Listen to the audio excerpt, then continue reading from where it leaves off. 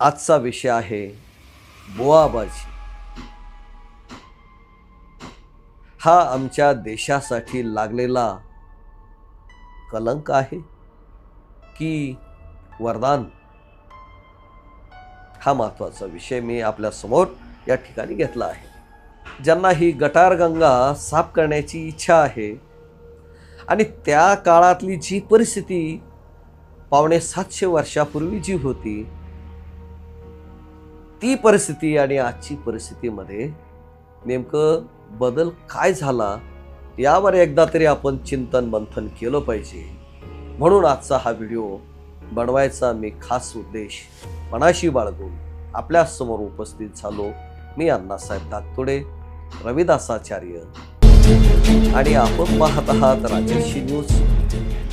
रविदासनामा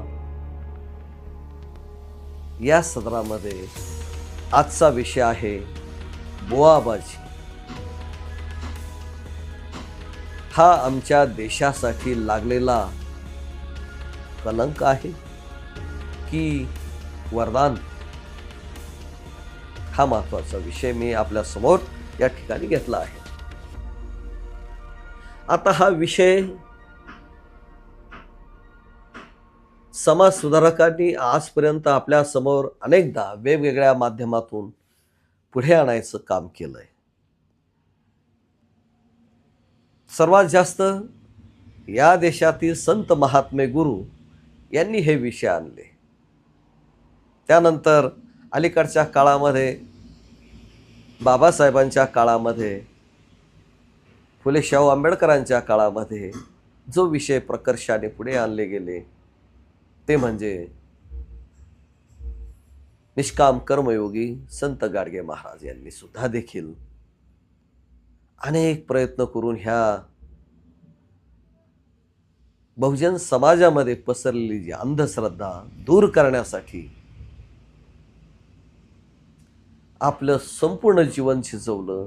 अशा महान विभूतीमध्ये यांची नावं प्रामुख्याने घेतली जावीत. आज मी आपणा समोर हा विषय यासाठी प्रकर्षाने घेतोय की आमचे गुरु संत शिरोमणी गुरु रविदास महाराज यांच्या विचारांना मी प्रथम वंदन करतो आणि आपल्या पुढे बुवाबाजी ही आमच्यासाठी कलंक आहे की वरदान ह्या विषयावर मी बोलत. तर आमच्या गुरूंना प्रथम वंदन, संत गुरु रविदासांना प्रथम वंदन, दुसरे वंदन त्यांच्या विचारांना आणि आत्मशुद्धीसाठी, आणि तिसरं वंदन आहे आम्ही आमचं जीवनामध्ये कसं जगलं पाहिजे त्यासाठी. मित्रांनो, मी गुरु रविदासांच्या त्या दोह्याला आज हात घालतोय. यापूर्वी कदाचित मी तो दोहा आपणाला माझ्या रविदास नामा या सदरामध्ये अनेकदा तो बोलून दाखवलेला आहे, परंतु समजून सांगण्याची व्याप्ती त्यावेळेस मला कदाचित मिळाली नाही. परंतु आज मी वेळात वेळ काढून आपल्या ह्या अंधश्रद्धाळू अंधभक्तांना डोळस बनवण्यासाठी 650 ते 750 वर्षापूर्वी ज्या महामानवांनी, संतांनी, गुरूंनी क्रांती केली ती आज पुन्हा आपल्या डोळ्यामध्ये झणझणीत अंजन घातल्याशिवाय राहणार नाही. असा तो कोणता दोहा आहे की ज्यामुळे आमचे डोळे उघडले जातील? तर मित्रांनो, हा दोहा समजावा म्हणून मी तो स्क्रीनवर सुद्धा देईल आणि तो तुम्हाला त्याचा अर्थ सुद्धा देखील देईल. प्रयत्न करतो आणि तुमच्या काही शंका कुशंका असेल तर त्यास आपण चॅटिंगच्या माध्यमातून सुद्धा देखील कॉमेंट करून त्यालाही उत्तर देईल. तो दोहा असा आहे,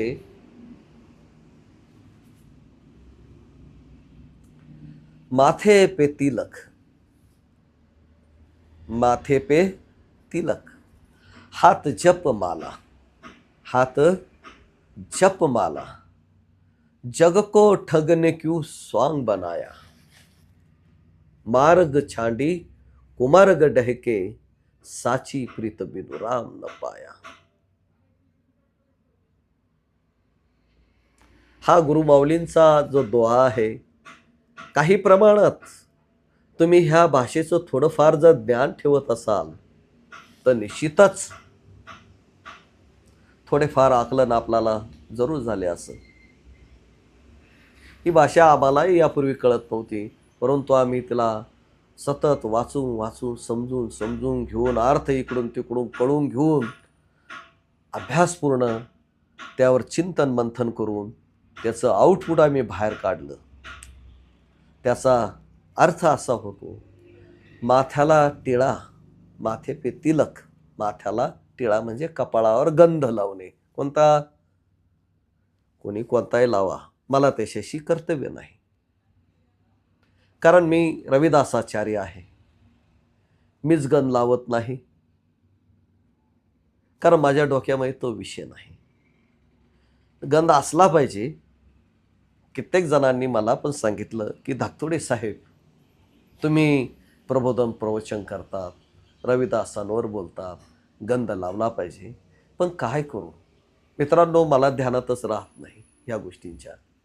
कारण मी माझं मन आतून शुद्ध करायचं काम करतोय रोज, डेली. रविदासांची 5 दोहे घेतल्याशिवाय मी माझ्या जीवनाची सुरुवातच होत नाही. कारण त्या दोह्यांमुळं माझं आत्मशुद्धी होतं, चिंतन मंथन होतं आणि माझ्या मेंदूला एक संवेदना पोचते की बाबा तुला आज दिवसभर कसं जगायचं आणि कसं वागायचंय. भले माझी पद्धत काहींना आवडो किंवा ना आवडो, मला त्याच्याशी काही देणे घेणे नाही, परंतु माझी पद्धतीनं समजा ज्यांचं कल्याण होईल ती चांगली गोष्ट आहे.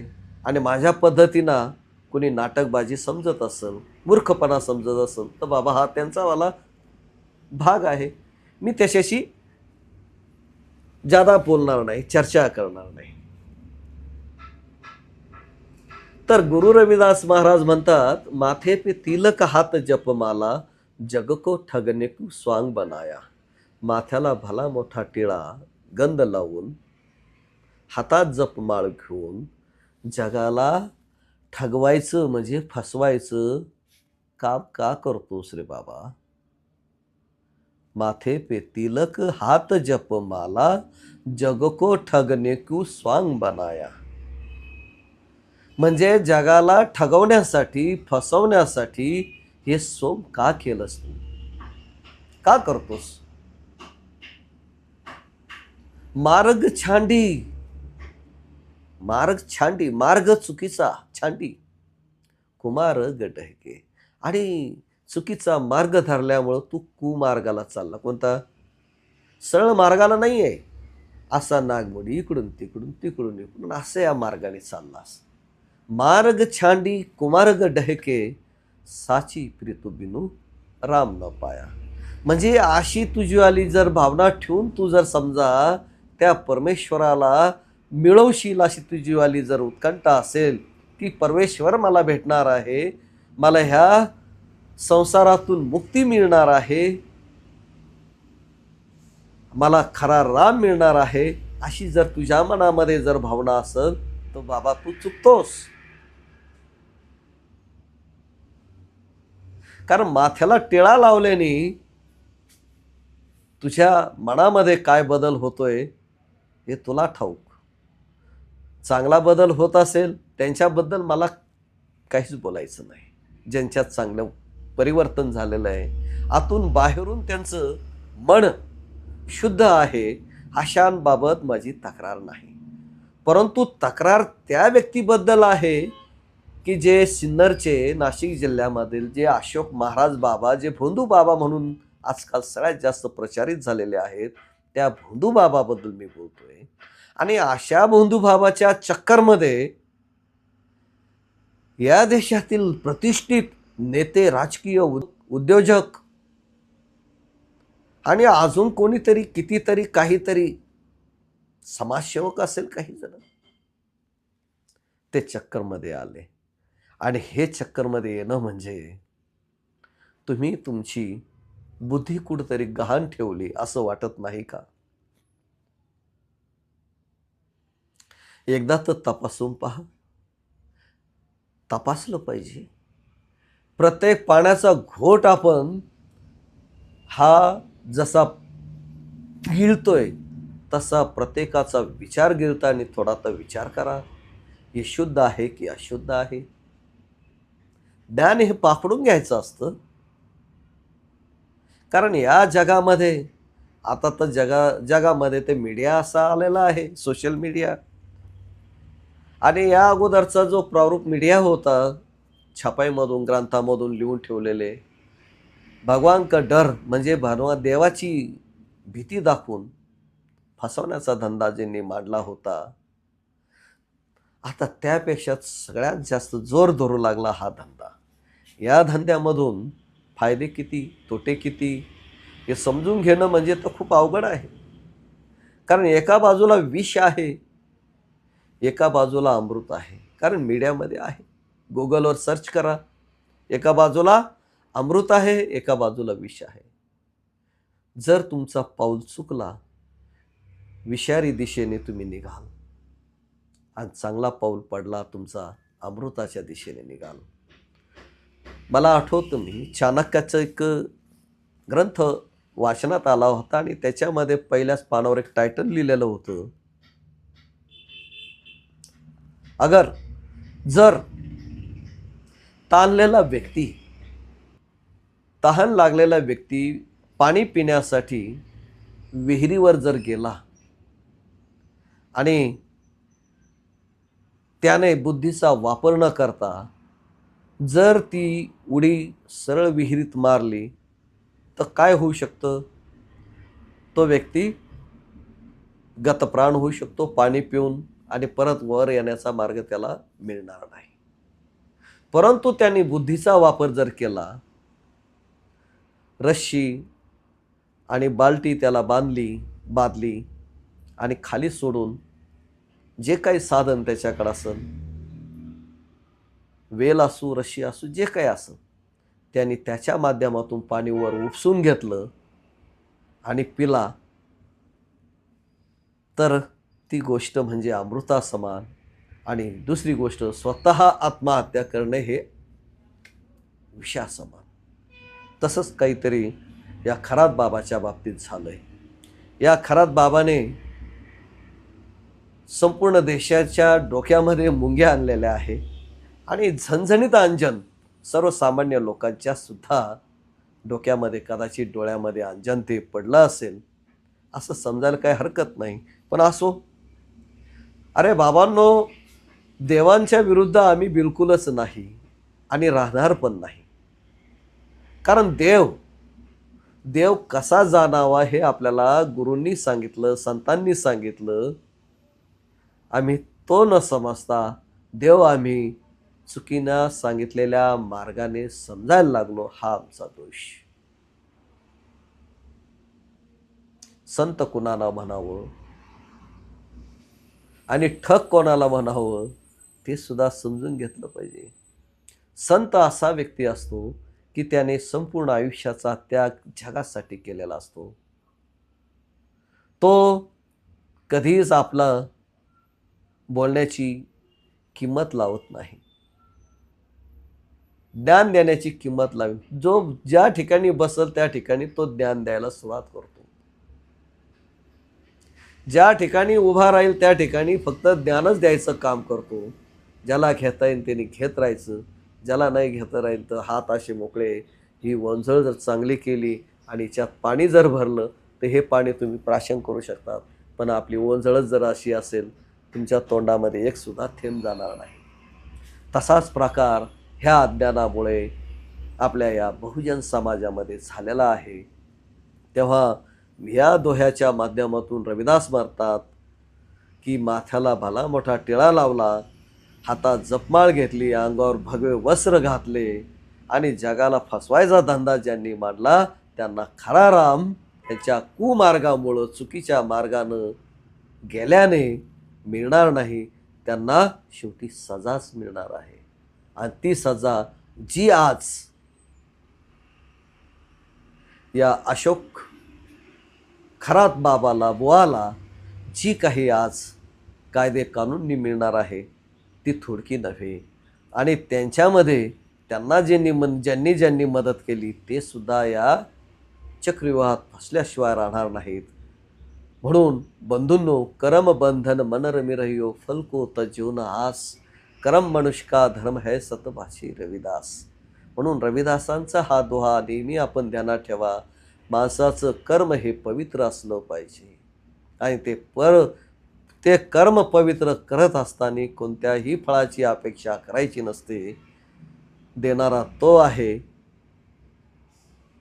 आणि तो देतोच. जसं कर्म असेल तसं कर्म तसं फळ या अशोक महाराज बाबाला, ढोंगी बाबाला, भोग्याला मिळालेलं आहे आणि मिळणार आहे.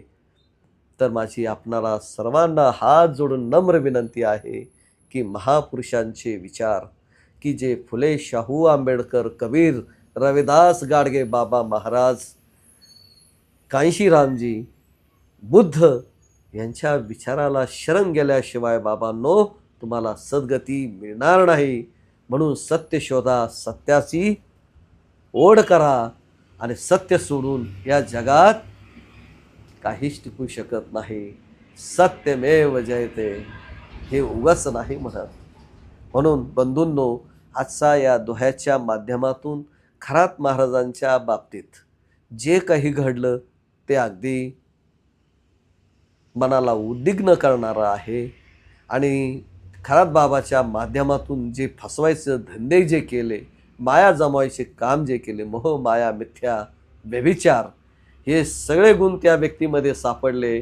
तरीसुद्धा हे त्यांच्याकडे जाणारे मूर्ख लोक, भले ते मंत्री संत्री, आमदार खासदार, सेलिब्रिटी कोणी का असना, खरेच आज आमचा हा देश शहाण्यांचा आहे का वेड्यांचा आहे हाच मोठा प्रश्न पडतो. अजूनही आमचा देश विज्ञानाच्या पाठीमागं न जाता हे बंधुगिरींच्या पाठीमागं जातो. हा दोष कुणाचा आहे? हा आमच्या संस्कृतीमधून आलेला दोष आहे का? जर अशी संस्कृती कोणी पाजायचं काम करत असेल, ढोंगीपणाचा जास्त पुरस्कार कोणी जर करत असेल, तर अशा लोकांना आता नाकारण्याची वेळ तुमच्यावर आलेली आहे मित्रांनो. तेव्हा तुमचे खरे गुरु हे ग्रंथ आहेत, त्या ग्रंथातून तपासा. असे कसे झाले भोंदू, हे तुकाराम महाराजांचं एक अभंग आहे. आणि एक कबीरांचा दोहा नेहमी गाडगे महाराज म्हणायचे, जत्रा में फतरा बिठाया तीरथ बन गया पानी, दुनिया भई दिवानी पैसे की धुलदानी. अरे सगळं सोडून द्या मित्रांनो, मी फक्त एकच बोलल, मन चंगा तो कठोती में गंगा. हा एवढा एकच मंत्र रविदास महाराजांचा जर प्रत्येकाने जर पाळला, फक्त मन शुद्ध ठेवा, आपला आत्मा शुद्ध ठेवा आणि सर्वांच्या प्रती फक्त प्रामाणिक राहा. कर्माचं फळ तुम्हाला मिळणार आहे, ते कुणालाही चुकत नाही. पुण्य करा तर पुण्याचं फळ मिळेल, पाप केलं तर पापाचं फळ मिळेल. करेल तसं भरेल ही म्हण आपण आठवणीत ठेवाल अशी आहे. आणि येणारी भविष्य जे आपली युवा पिढी आहे त्यांना सज्ञान करायचं काम तरी तुम्ही मायबाप, माझ्या बंधू भगिनींनो तुम्ही करताल अशी अपेक्षा करतो. आणि या ठिकाणी माझेवाले 2 शब्द संपवतो. जय भीम, जय रविदास, जय कांशीराम, जय गुरुदेव, नमो बुद्धाय. धन्यवाद मित्रांनो. आमच्या या यूट्यूब चॅनलला जर आपण सबस्क्राईब केलेलं जर नसेल, सबस्क्राईब करा आणि नवनवीन बातम्या, घडामोडी आणि प्रवचन, प्रबोधन आमच्या या यूट्यूब चॅनलच्या माध्यमातून तुमच्यापर्यंत पोहोचवायचं काम आम्ही करू. नमस्कार.